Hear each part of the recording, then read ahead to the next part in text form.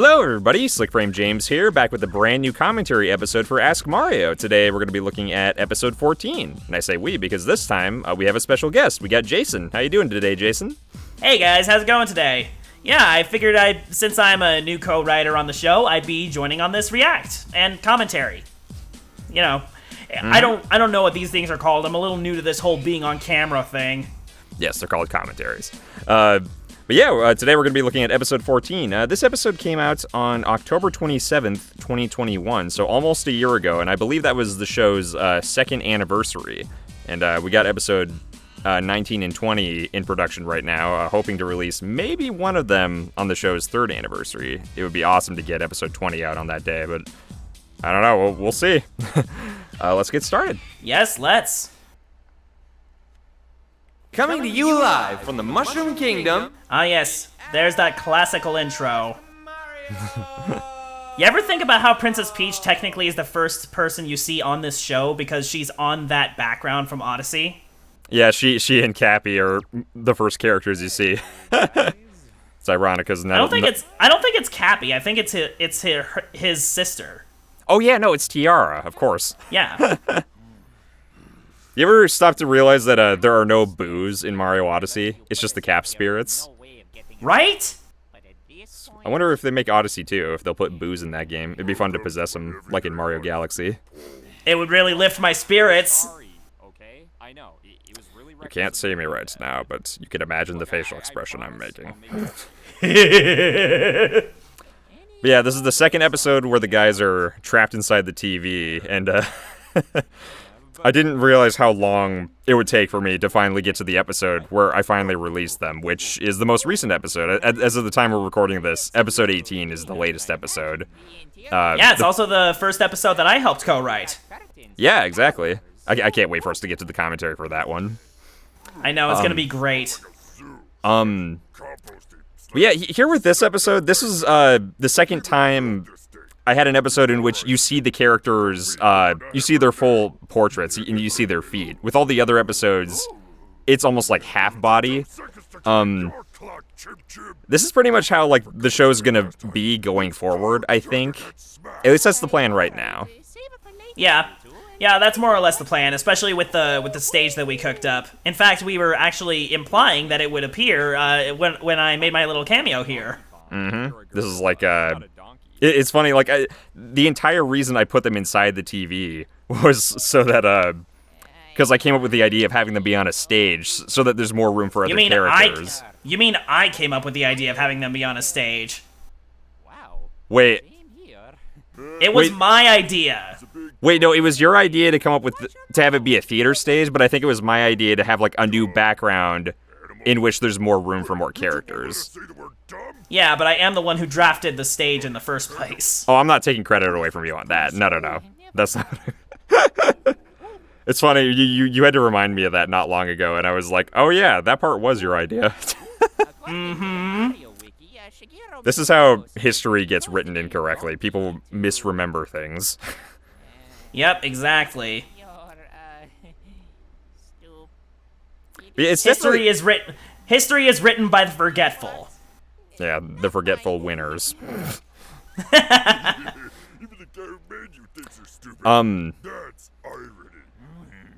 But yeah, like it's definitely a bit more work having to manage like where the characters are positioned when you see them where their feet are. But I think it's been worth it. It's been nice to be able to just have all the characters on screen at once.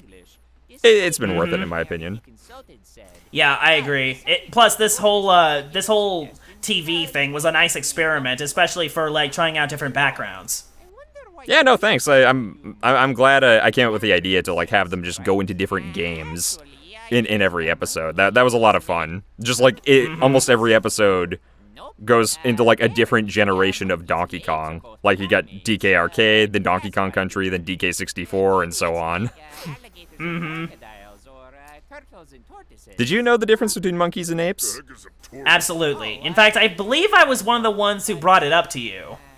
You actually corrected something that I had Luigi say this. I think it was this episode, or maybe it's the next one, but Luigi says that Diddy Kong is a chimp. And Yeah, so Diddy Kong is actually a spider monkey, not a chimpanzee. yeah. But like I justified by saying, well, Luigi wasn't even sure himself. He was kind of like, He's a chimp, I think. I'm obviously a tortoise, not a turtle. Oh, what? It's so funny because there's so many influences behind Bowser's design. It's not just kappas, but it's also like those Chinese turtle dragons as well. kappas. What's a kappa? Oh, a kappa is a sort of Japanese yokai that inhabits a lot of lakes. They were turtle-like humanoids that would often torment people and drown them, but they could be appeased by giving cucumbers as offerings. Why cucumbers? I don't know, they just like cucumbers. Eh. But yeah, the whole theme of kidnapping people is right down to Bowser's yokai roots. That's funny. Huh. I know he's inspired by oxes, or a specific ox from an anime. King.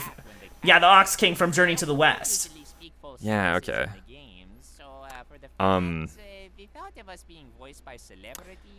Still haven't heard these guys' voices. Yeah, this is like post the Nintendo Farming Direct, and that tease, oh my gosh, that tease drove me crazy. Monica was especially driven crazy by that. She went into she's been waiting so long for the Mario movie. She's the most excited out of any of us working on Ask Mario. Yeah, absolutely. Yeah, absolutely. Like, I'm excited for it myself, and I was just like, really, Nintendo, you can't just dangle a carrot in front of us and then yank it away just like that. Yeah, I know. We have to get a trailer by the end of this year. They can't be that cool. We have to. Like, it's so unlike Illumination to be this secretive, too. No, I mean, Nintendo's involved, and Nintendo can be pretty secretive, can't they? Absolutely. A frustrating degree of secretive. Ugh, I can't talk. Fun fact, the original line I had for this is like, Bowser's gonna say, Seth looks like a dumb hairy ape, but I think Tyler ended up reading it differently, and I was like, yeah, that's probably the right choice. I don't want to insult any of the celebrities. I don't know, comedians do it all the time. Yeah, Seth Rogen's not dumb, though, is he? I don't know. I don't think he is. I don't know his films well enough. I've heard him in, like, Kung Fu Panda, and that's the only one that I can list off recent memory. Oh, you've never seen 40-Year-Old Virgin, or, This is it. Yeah, you probably wouldn't like a lot of Seth Rogen's movies, now that I think about it. Yeah. Well, you, murder. Oh, this is one of Monica's favorite moments on the whole show. Italian. What? Why does that matter? Haven't you heard his voice? I couldn't care less, but it sounds nothing like you. Charles Martinet isn't Italian. Yeah, Charles Martinet, he's of French origin. Yeah, can't he speak fluent French and Italian? I'm pretty sure. I don't know if he knew it before. Well, I know he can speak fluent French, but last I checked, he doesn't know much Italian. Okay. But then again, he might have learned more since I last saw that article. Yeah, I'm sure he's done some research and practice over the years. I mean, he's been voicing Mario for like what, 3 decades now, almost. Oh my gosh, I feel old. But yeah, this part right here, I felt like this would be a good chance for me to jump in and like give my opinion on the voice cast that was announced. Yeah. It's funny, I remember when I was writing this script about a year ago, in the middle of writing it, suddenly they announced the Mario movie cast, and I was like, oh my gosh, okay, I gotta put this in this episode. There's no way I can ignore it. Mm-hmm. That's the thing that's kind of tricky about writing for this show. Like, if I see that a new Nintendo Direct is coming up, it's like, oh wait, do I want to? Maybe I should wait until after the Direct, because maybe some new questions will be sent in addressing something that's announced. Oh yeah, not to mention, like, keeping these things topical is really difficult, especially when you're writing these in advance. Yeah, it can be tricky, but like I try to like put in enough timeless humor with this show. Like I think the most timeless part about this show is just like the way the characters, like the dialogue with the characters and the humor. I try to keep that. Luckily, that's fairly timeless. Like maybe a decade from now. Yeah. Assuming people. Yeah, you definitely don't want to date this too much. I mean, it's kind of inevitable since they are talking about topical game things, but at the very least, I think the humor is timeless enough. You know, it's like kind of like how in Pirates of the Caribbean, there's not a lot of there's no pop culture references or anything. The humor is just very silly and fun, and it works for any time period. Absolutely. That's kind of what I. Humor. Oh, yeah. Speaking of humor, this hypnotism bit.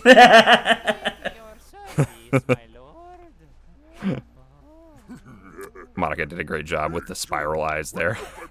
Oh, I love it. And also Bowser being convinced that he'll get hypnotized as well. I didn't know if I made the joke clear enough when I wrote this, but I think I did. Yeah, I've got my own explanation as to why Diddy and DK were unable to be hypnotized, but I'll save that for another day. You got your own headcanon? Yep. Any second now.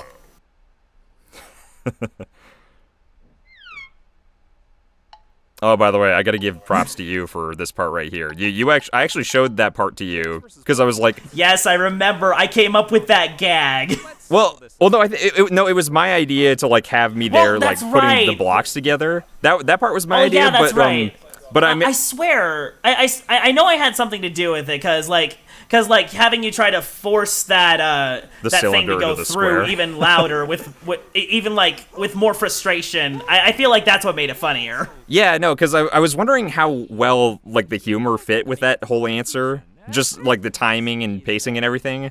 And originally I was just putting the block together slowly, boop, boop, boop. And then after I showed it to you to get your thoughts, you said, no, he should try even harder. And yeah, that definitely helps. So yeah, thanks for the input, Jason. Absolutely. Absolutely. Infinitely harder than that furry bimbo of yours. Yuck. Uh-oh. Is it bad that DK64 is my favorite version of Candy Kong?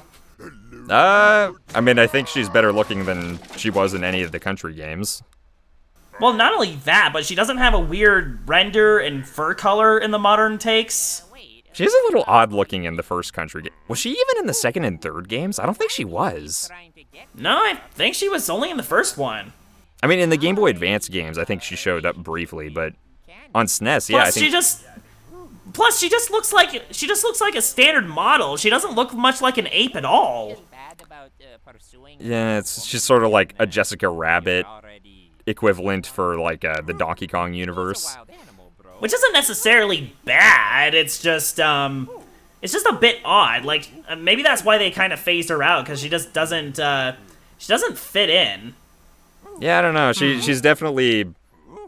Yeah, I think this is the last game she was in. See, this version right here. That looks weird to me. Yeah, I don't know. I mean, who knows if she'll ever appear in another Donkey Kong game. I always liked her fine. But yeah, I do think, this version of her right here is my favorite.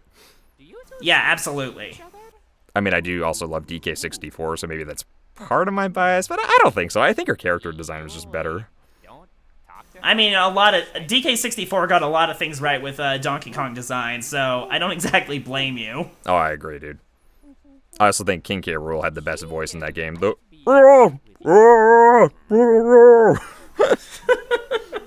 That being said, I do love how he sounds in Super Smash Bros. Ultimate. It is very funny. I can't remember how he sounds in Ultimate. He has crocodile bellows.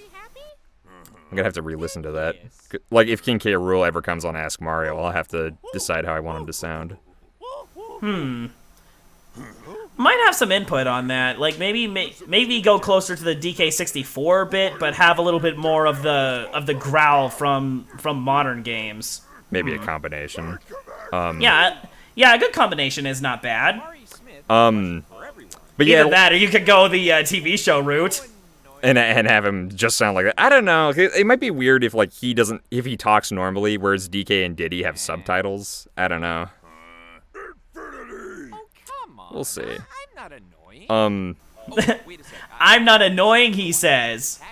It's true. I'm not annoying in the slightest. Yeah. Maybe the audience might not find you annoying, but imagine working for this loser. It'd be the best experience ever, and anybody in that situation would be incredibly lucky, right, Jason? Yeah, but anybody in the position of being the boss would be lucky to have my opinions to make the show a little better. Sure. No, it's true. Yes. You're right. But yeah, I thought this would be a funny, like, when talking about how annoying Slickframe is for this question. I am so proud of that moment. I love that part. And Monica and Jessica did a great job on that face. Yeah, wait, was this the first episode I stopped drawing you? It was this one or episode 13? I know it was one of them. It was definitely in season 2. 14, 13, or 12. But yeah, like this question and the last one, like, there's usually an episode every now and then where I try to put in, like, a heartfelt moment. Like the last question where DK, like, he's sad about Candy Kong. I try to make that be, like, the sweet moment. And then I do something kind of like that here, but I was trying to go for something a bit more awkward. Where, like, I do something cringy or awkward, and it's meant to be sweet, but it's, like, also humorous, or it's like, okay, this guy's a weirdo. And I feel like I might have, like, dragged it on for a bit too long. Like, starting right now. Yeah, that's one of the issues with your earlier videos. You tend to drag these jokes out a bit too long. Yeah. I mean, it's nice to... That being said, though, it's one of those things where it's nice to have two heads working on this, so we can just work together to make it as like, we can trim the fat, make it as quick as possible without, like, going too fast. I mean, Monica's definitely provided that input a lot, and I'm trying to take it to heart and really improve the show's pacing and the speed of the jokes, etc. I think this part works fine. Like, there was one guy who reacted. His name is Blazix. If he's watching this, by the way, hi, Blazix Reacts. Hi. He laughed really, really hard at this part, and I was like, yes, I made somebody laugh. Even if this pacing's not the best, I'm happy I made somebody laugh. I mean, as Sakurai himself, you got to be quick and to the point with some of your presentations. Oh, speaking of Sakurai, they just talked about frickin' the Ice Climber stage from Super Smash Bros. Melee. Do you like that stage? Is it bad that I actually like that stage? Do you? Okay. Yeah, I enjoyed it. It was different and unique. It was probably my least favorite stage, and I get that it's creative, but yeah, just I thought it'd be funny if it's like, you know, Bowser, I could trap you there, and he's like, oh no. Oh, here I am. Hey guys, it's gonna be a little. Wow, there's your old emote. Yeah. You made yourself taller and lankier. Yeah, I like the proportions of my newer model. Yeah, I agree. The other one was too stumpy. Banana's not place to go to. I'm saying bananas like you'll go bananas for it, or you'll go crazy for it, or appealing because bananas have peels on them. I love just looking at me and Mario and Luigi, just the way we react to you trying to explain it. Yeah, first rule of comedy, if you have to explain the joke, then there is no joke. I remember when we showed this part to John, as soon as I hung up on you, he laughed super hard. I remember. That was great. Oh, I'm so glad the next episode is featured here. I was like, where am I going to put them for the DK64 episode? Mm-hmm. But then I remember this is like the most iconic thing from that game. Mm-hmm. I command you idiots to get me unstuck! What? Got him! Man, drawing that Elliot emote was definitely a challenge. I had no idea how to translate. Yeah, I had no idea how to translate that O pose from the regular show onto a character like Elliot, because it's such a different art style, you know? Yeah, I mean, you were able to do it for me for episode 9, I believe, after like Mario disses Bowser by impersonating him, and I go like, oh, you did a pretty good job with that one too. I know, but doing it twice, it's just like I have to do it with two different characters, and I can't just mimic the pose, you know? I have to show two different personalities in how they carry themselves. You know, I was listening to one of your Twitch streams today, and one of your friends came on, and he directly referenced the dumb tortoises what got him! And when I heard him Yep. reference that, I was like, yes, that gag caught on. Yep. That felt good to hear. See, so many of your Ask Mario fans joined my server, and I hope even more do come on, because, like, I've got a nice community over there, and I partly have you to thank for it. Yeah, no problem, dude. Yeah, no. And, I mean, but you've also put in a lot of effort and worked really hard on this show, too, so you definitely deserve credit for that as well. Yeah, well, I mean, I've always wanted to be on a project like this, so I'm pretty much living a dream, man. Oh, we're ending this commentary video on a heartfelt note. Aww. That's so Quick, sweet. we need to end it with something with a dumb joke. Okay. So, what will happen at the end of a train crash? What? It will engine disaster. Okay, that one was okay. Okay, thank you for watching this commentary episode, everybody. We're working on episode 19, hoping to get it out by the end of the month or maybe the beginning of October. We'll see. Jason, thank you for joining for this commentary episode. Yeah, episode 19 is going to be a blast. Or I hope you guys have a lot of fun, Gus. Okay, ending the video now. Bye, guys. Bye!